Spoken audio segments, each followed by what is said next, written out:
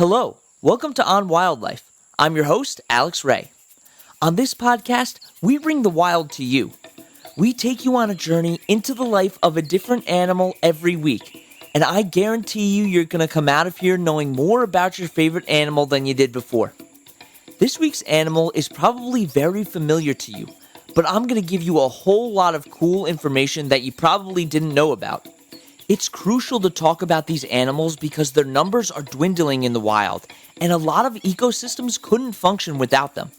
So join me as we talk about some of the most skilled predators on the planet, tigers.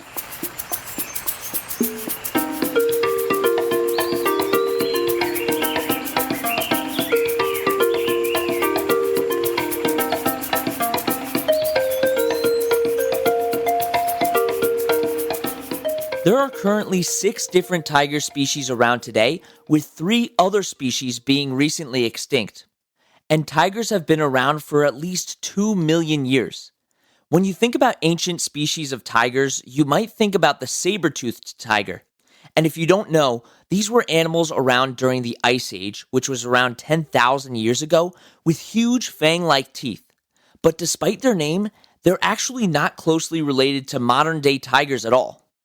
Tigers have that extremely recognizable pattern of orange fur with black stripes, and most species have this pattern, but there are a lot of differences between the 6 tiger species. And some of their closest relatives are lions and leopards. Now I know what you're thinking, are ligers real? Well, as I talked about in my episode on dogs, ligers are the offspring of lions and tigers, and they are real. And something really interesting about them is that the male ligers are not able to reproduce, but sometimes female ligers are able to reproduce.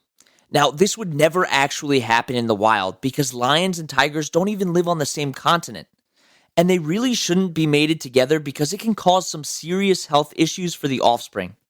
Tigers can be found in different parts of Asia, like India, Nepal, China, and even Russia, where the Siberian tiger lives. They can live in a variety of different habitats too, like in the rainforests and the grasslands, but the Siberian tiger lives in a cold, snowy habitat like the taiga. Tigers are the biggest cat on Earth, with the largest species being the Siberian tiger.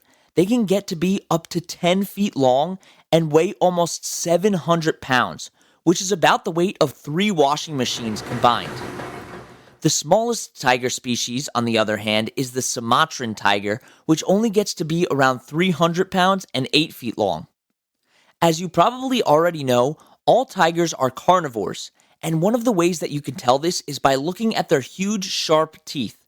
Their teeth can get to be over 3 inches long, and they actually have pretty big spaces in between each tooth.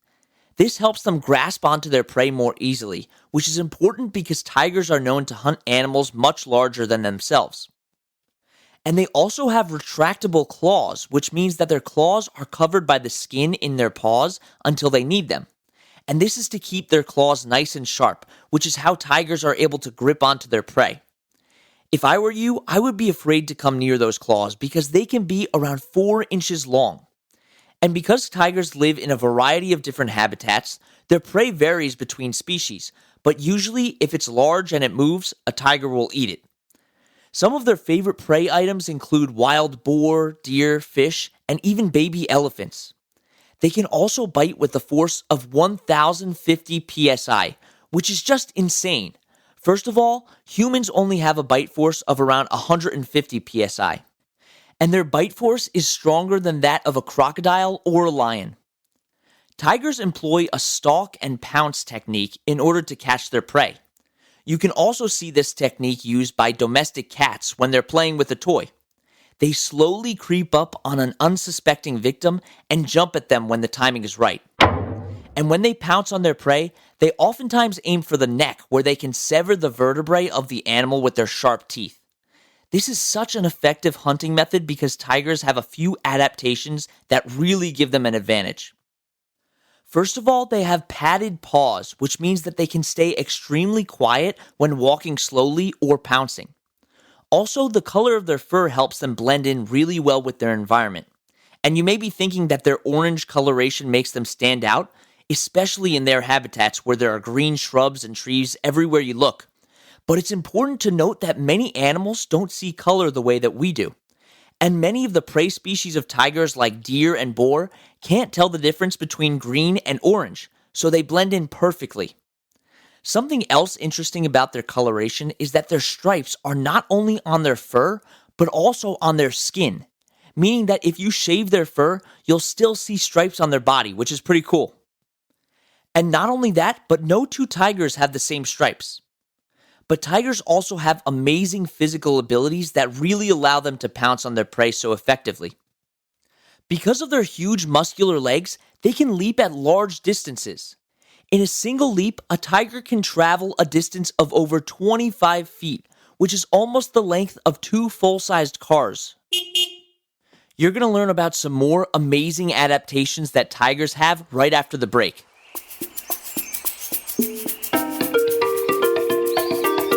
On this episode of Notable Figures in Science, I want to recognize Dr. Har Gobind Khurana. He was an American biochemist who did extremely important work on RNA and DNA. He uncovered some of the clues of the DNA code and the way that it helps us make proteins in the body. In fact, he actually won a Nobel Prize in medicine for this research in 1968. Some of the research that he conducted is still being used today in labs, especially when it comes to cloning and genetic engineering. His research really helped us advance scientifically, which is why it's so important that we know who he is. If you want to learn more about Dr. Khurana or this series, you can visit onwildlife.org.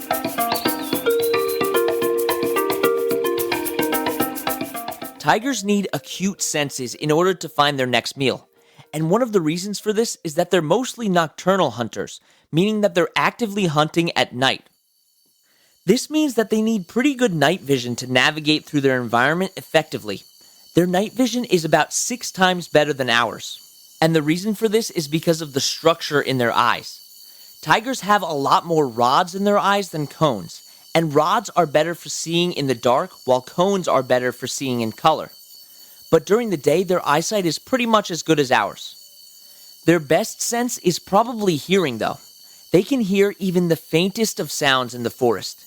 Even the slightest rustle in the leaves can be enough for a tiger to identify exactly where something is.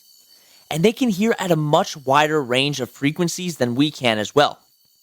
They can hear up to around 65,000 hertz, whereas humans can only hear up to around 20,000 hertz.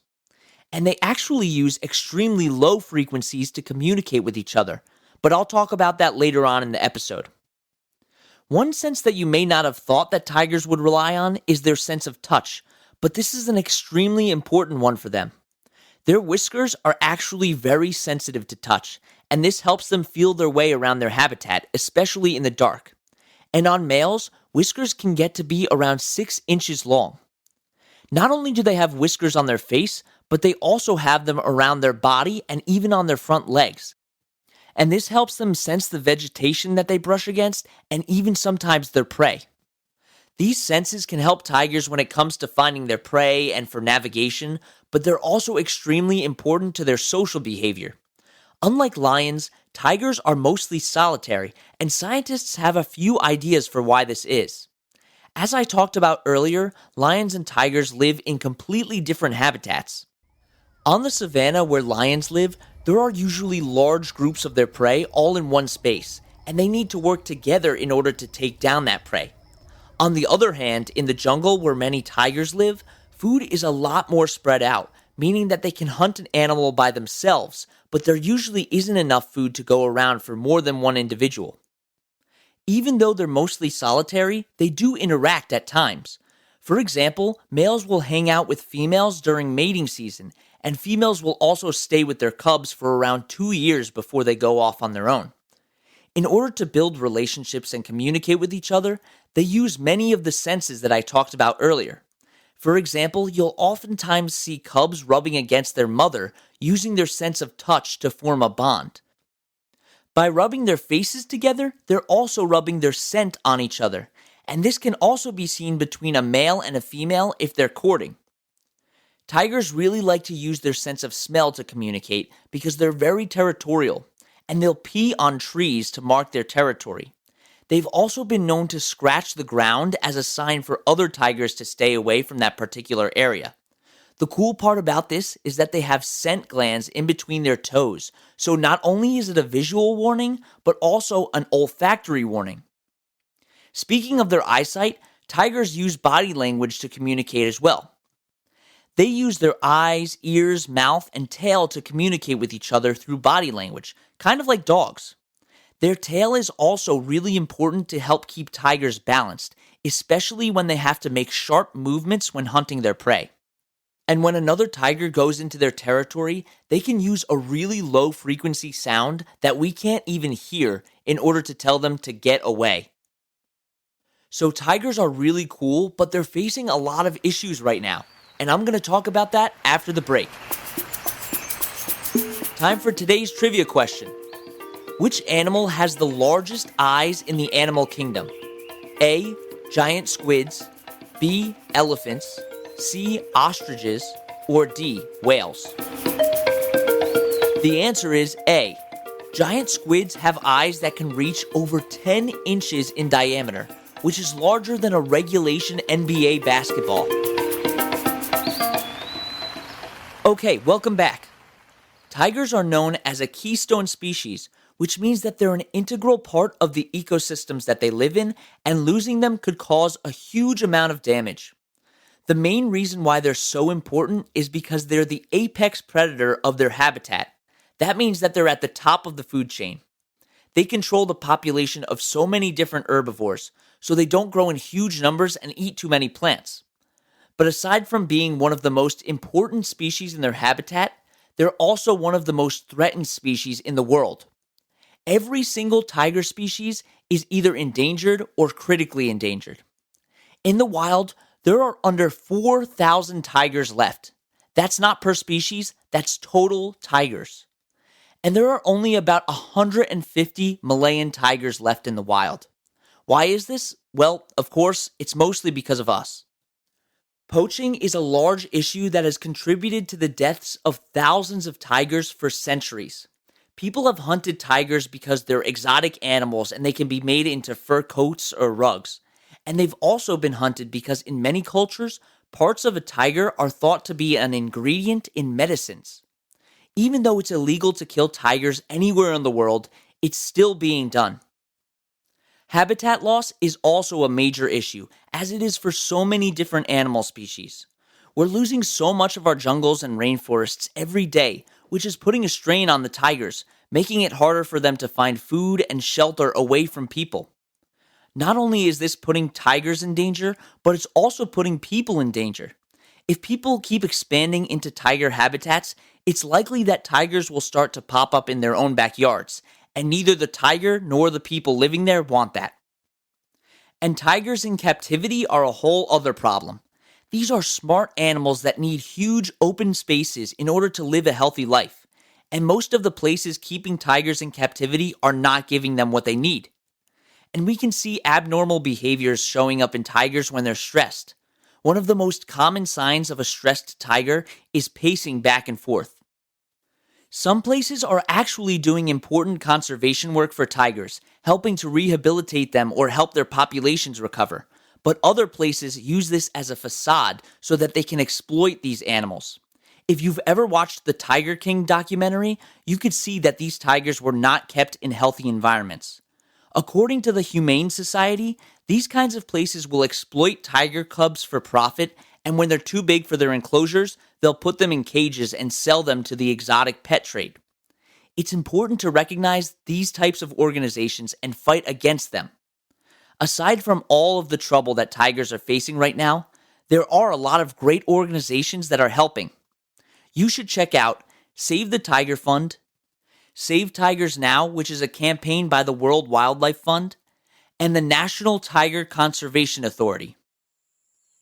Thank you so much for coming on this adventure with me as we explored the world of tigers. You can find the sources that we used for this podcast and links to organizations that we reference at onwildlife.org. You can also email us with any questions at onwildlife.podcast@gmail.com.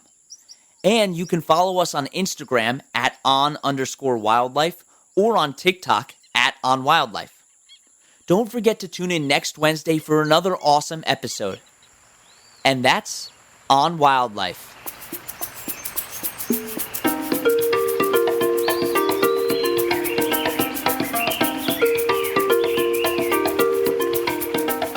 You've been listening to On Wildlife with Alex Ray, brought to you every Wednesday.